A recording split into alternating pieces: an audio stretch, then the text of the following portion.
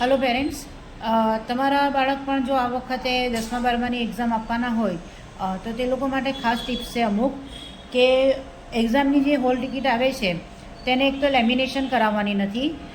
બીજું કે જે પણ હોલ ટિકિટ આવે તે ઘરના જેટલા પણ મેમ્બર હોય તે લોકોની પાસે એક એક હોલ ટિકિટ કમ્પલસરી ઝેરોક્સ કઢાવીને રાખો.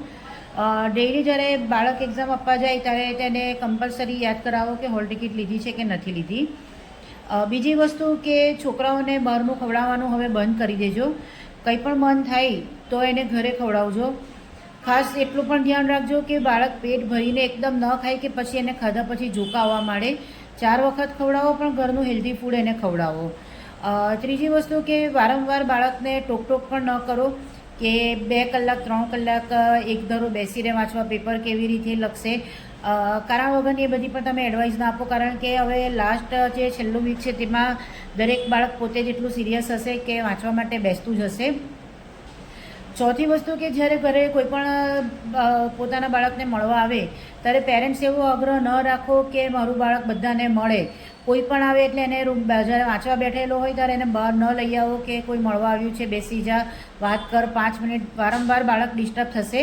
ફોન આવે તો ફોન પણ એને એટેન્ડ ન કરાવો, તમે જાતે જ વાત કરી લો. પાંચમી વસ્તુ કે જ્યારે બાળક વાંચવા બેસતું હોય છે ત્યારે એનો રૂમનું એટમોસ્ફિયર જે છે તે બને ત્યાં સુધી શાંત રહેવા દો.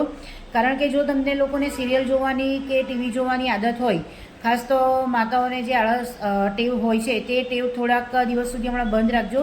નહીંતર બાળકનું વારંવાર ધ્યાન બહારના અવાજમાં જ જશે. અવાજ બને તેટલો જો જોતા હોય તો ધીમો પણ રાખો. એક રૂમ હોય તો ટીવી હમણાં બંધ જ રાખજો.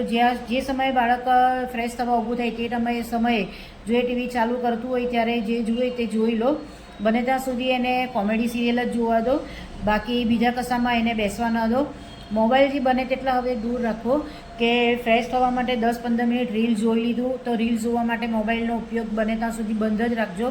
બને તેટલું એની જોડે વાતો કરો, બને તેટલી પોઝિટિવ વાતો કરો. વારે ઘડી એને ટોક પણ ન કરતા કે આખું વર્ષ તો મહેનત કરી નથી તે હવે છેલ્લે વાંચવા બેસી ગયા છે તો કેટલા માર્ક આવશે, આમ તેમ. આજુબાજુવાળાની પણ વાતો પર ધ્યાન ન આપતા.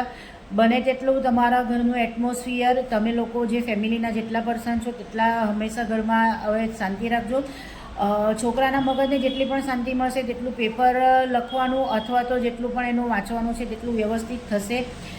જે પણ વસ્તુ એને લાવવાની હોય, પેન્સિલ છે, ઇરેઝર છે, બોલપેનમાં ખાસ ધ્યાન રાખો કે જે પેનથી લખવાના છે તે પેનનો સ્ટોક રાખો અને દરેક પેનને અડધી વાપરીને મૂકી રાખજો.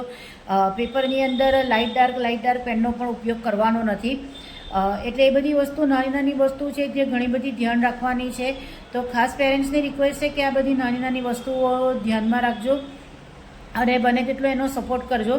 બને તેટલા પોઝિટિવ જ રહેજો, નેગેટિવ વાત પણ કરતા નહીં. હજી પણ બીજા જે પોઈન્ટ્સ છે તે બીજી રીલમાં હું કહીશ. એટલે વિડીયો ગમ્યો હોય તો કોમેન્ટ કરજો અને મારી સાથે બની રહેજો. વિડીયો ગમે તો લાઈક અને કોમેન્ટ જરૂર કરજો.